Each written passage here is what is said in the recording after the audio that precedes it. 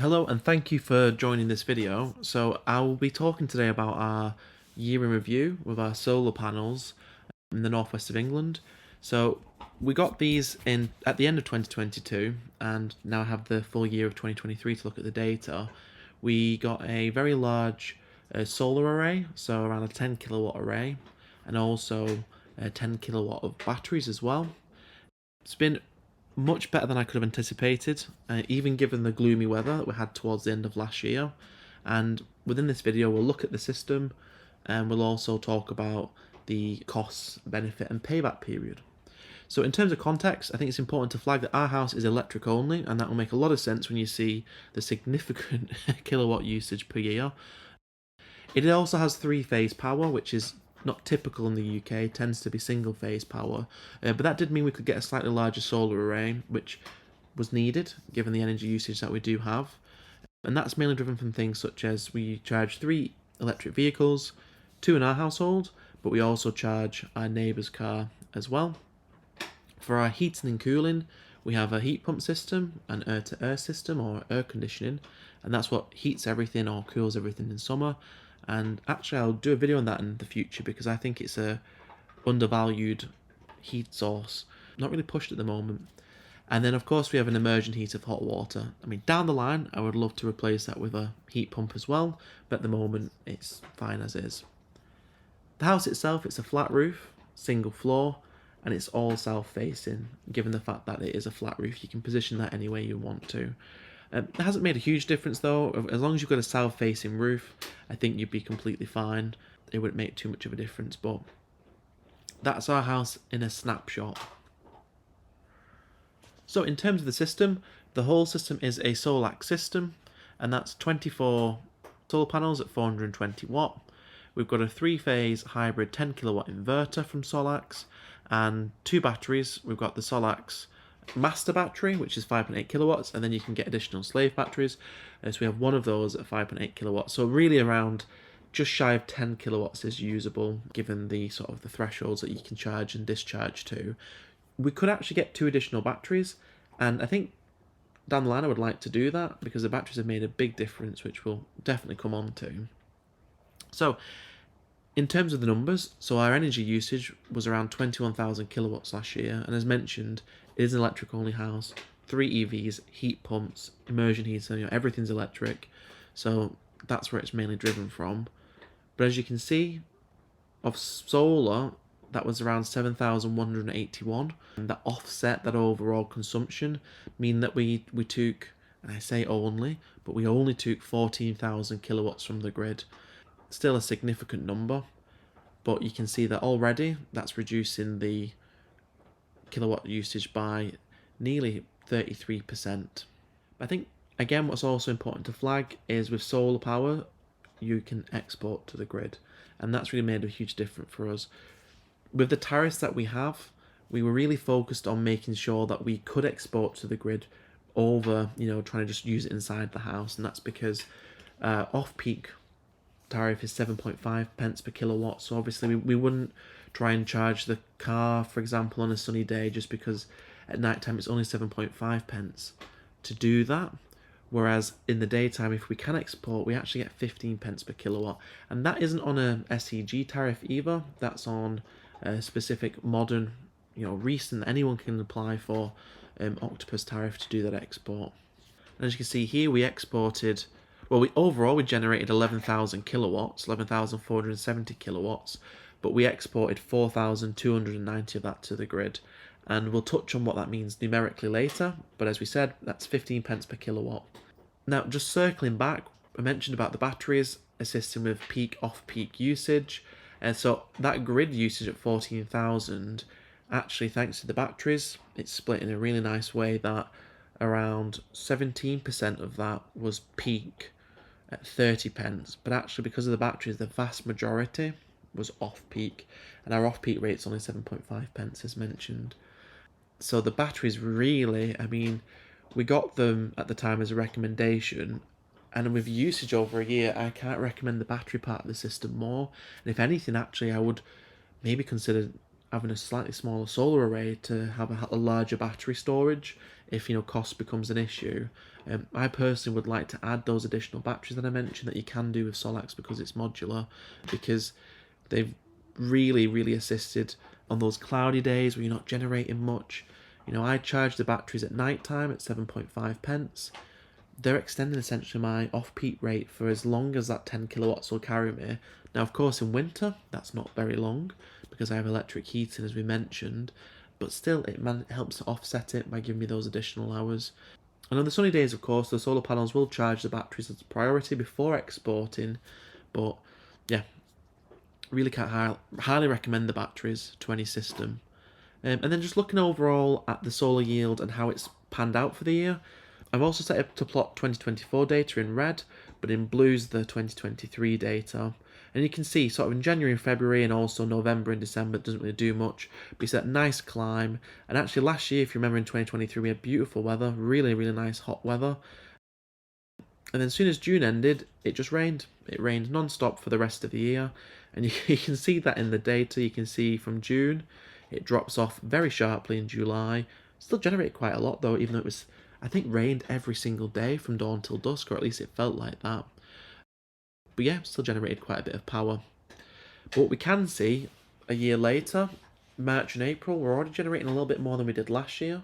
So I think that also highlights in terms of the depreciation, it's minimal, if anything at all. Now, my favourite part of these videos is always looking at the costings and the payback period. So to begin with, let's look at without solar. So we know I did use 21,890 kilowatts. Now that wouldn't have changed regardless if I had solar panels or not. As I said, I haven't really changed my behaviours. Everything's the same as it would do previously. I just have this technology and slightly different tariffs. Because I can't estimate what my peak off-peak usage would be, I looked at Ofgem and they suggested in 2019 that the average person used around 60% of their power at peak times and around 40% off-peak. Now, whether that would be slightly different still, because obviously I would set my dishwashers at night time as I do now, would charge my car at night time as I do now, I don't know. But I think it would probably be something around that, given what our winter usage looks like. So that would mean around 13,000 kilowatts would be charged at peak rate, and around 8,000 kilowatts would be charged at off-peak rate. And looking at that, the peak rate is on average around 30 pence for last year, although it did fluctuate quite a bit given everything that was going on. So that would mean my peak costings would be £3,940.20, and my off-peak costings around £656.70, for a horrific grand total, plus standing charges of 50 pence per day, of £4,779.40, or if you divide it over the year, around £398 a month for our energy. I mean, it's really quite a high number, considering what this would look like with solar. I mean, it's almost unbelievable, the night and day difference. And again, this is in the north of England, the northwest of England, and typically quite a wet. And actually, the year in focus was quite a poor year in terms of weather. So let's kick it off. So 21,000 kilowatts again. We already mentioned 33% of that came directly from the solar panels. So that offset 7,181 kilowatts, meaning that my grid usage was 14,000. Now, thanks to the batteries that we've talked about, we know the majority of my usage was actually off-peak, at 12,147 kilowatts being off-peak versus 2,559 kilowatts being at peak. So already a tremendous difference in that balance of what will be charged at what rate. And actually, when you think about it, this average over the year is mainly driven by November, December, January, February, because the months in between, I'm essentially 100% off-peak. It's just that during those very cold months, the batteries drain very quickly and I'm on the grid. But if we just work on it as an average, this is what it would look like. So what does that mean in cost-wise? So that means our peak cost at 30 pence this time is £767.71 versus what would have been £3,940, which is wild. And our bulk of the energy is off-peak at 7.5 pence, which comes at £911 versus £656. But I'm very happy that number's higher than previous, because obviously it means more of my energy is being charged then. Grand total plus standing charge of £1,861.30, or £155 a month on average. What a stark difference. I mean, it really is tremendously different. And what we know, this isn't the full story, because as we mentioned, with the solar panels you can also export, and that is a very important part of this puzzle. So as we mentioned, we exported 4,290 kilowatts last year. We get paid 15 pence per kilowatt, which meant that Octopus paid us £643.50 for a sum, if we subtract that, of £1,217.80 for the full year of energy, or around £101.